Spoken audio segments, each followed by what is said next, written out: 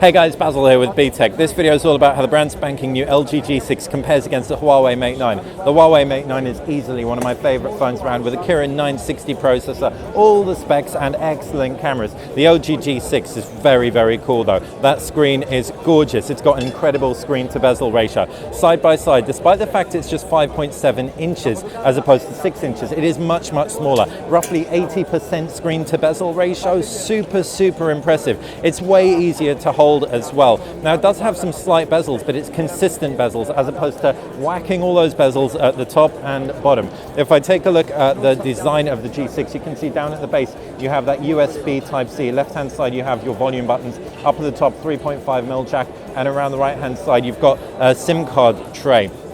Around the back is where you can see that fingerprint scanner and those cameras. Now the camera story is pretty cool. It's 13 megapixel camera, two of them, one wide angle, one narrow angle, and the Snapdragon 821 processor is optimized to better cater for it. You can seamlessly zoom in to that wide angle, narrow angle without any kind of interference, kind of like with the iPhone with that optical zoom and standard angle.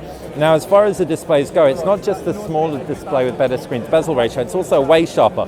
Full HD versus Quad HD resolution. That means that you're going to get a pixel density of 500 plus on this thing, as opposed to under 400 pixels per inch on the Mate 9. Now, if we take a look at the UIs, both run Android 7, Emotion UI 5, which is actually my favorite version of Emotion UI today. You can bring back the applications tray and a whole load of other stuff. But the LG G6's UI is enhanced to take advantage of that screen. So you've got kind of squares up top and bottom. It's a 2:1 aspect ratio display, and the UI can, aside from doing standard stuff like multi-window, you can see even when you open the gallery, it's all 2:1. So it's very consistent there. So you can bring back the apps tray on both UIs, jumping into the home screen settings. They're also very customizable, transition swaps, etc., and you can change the grid sizes too. It really is going to come down to how you prefer your phone to look and feel, and of course, it being Android, you can stick a custom launcher on. It's the latest version of Android as well, so that means plenty of application support too.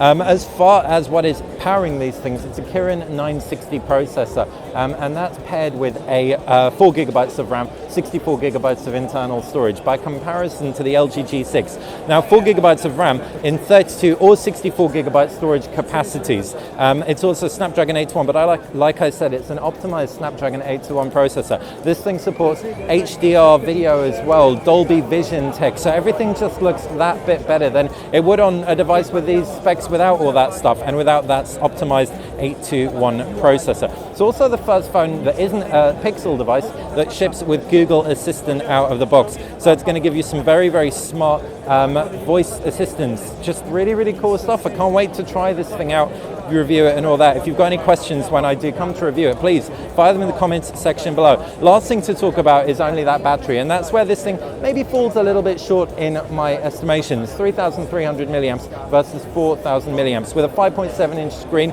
that looks this beautiful. I'd expect it to be a bit of a power hog. That said, should hopefully get a full day out of it at the very least, but it might not last quite as long as the Mate 9, which could get us 1 to 2 days. That's all conjecture though. At this stage, we need to get this in for review. Please, questions, comment section below. Like this channel, click that like button, and of course, subscribe. That's how you stay on top of everything we do. Thanks for watching BTech.